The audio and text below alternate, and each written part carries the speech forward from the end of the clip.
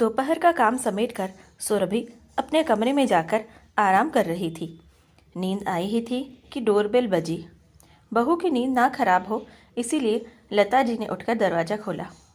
अरे समधन जी, आप आइए आइए। कैसी हैं आप? मैं तो बिल्कुल ठीक हूँ, बस अपने नाती के आने का इंतज़ार कर रही हूँ। ये कहते हुए एक अलग ही खुशी छलक रही थी सविता जी के चेहरे पर। लेकिन अभी तो उसमें भी 1 महीने का समय बाकी है। आप बैठिए, मैं सुरभि को बुला कर आती हूँ। अरे आप उसे बाद में बुला लीजिएगा। आप कुछ कह रही थी फ़ोन पर, कुछ खास बात करनी थी आपको, इसीलिए मैं इस समय आपसे मिलने आई। बताइए ना समधन जी, क्या बात है?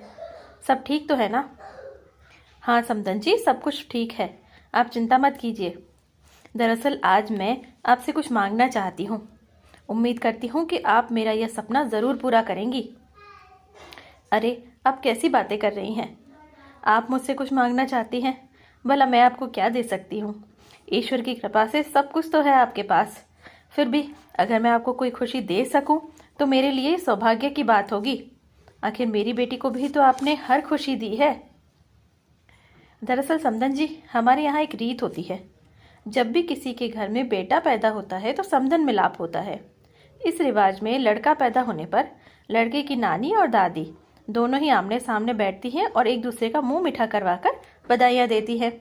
साथ ही साथ लड़के की दादी ननिहाल पक्ष से आए हुए सभी लोगों को यथाशक्ति उपहार देती हैं और इसी प्रकार से लड़के की नानी ददीहाल पक्ष के सभी लोगों को यथाशक्ति उपहार देती है।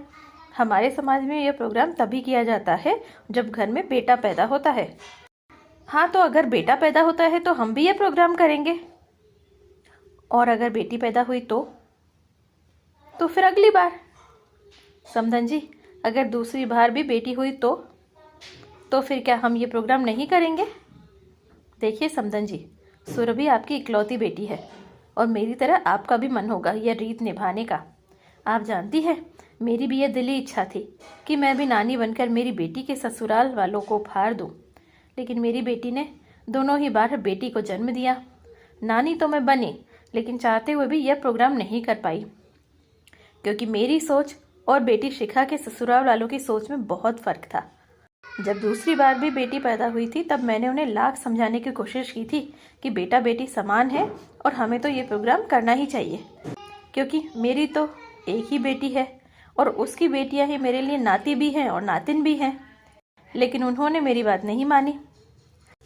अब जब मेरी बहू सुरभि माँ बनने वाली है तो मैं यह चाहती हूँ कि नानी बनकर ना सही, दादी बनकर मैं यह प्रोग्राम करवाऊँ।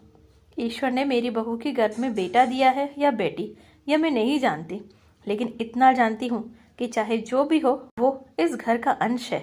जच्चा और बच्चा दोनों सुरक्षित हों, यही सबसे बड़ी बात होती है। इसीलिए सुरभि चाहे बेटे को जन्म दे या बेटी को, मेरी आपसे हाथ जोड़कर विनती है कि अब मुझे यह प्रोग्राम, यह रीत निभाने दीजिए। पर लोग क्या कहेंगे?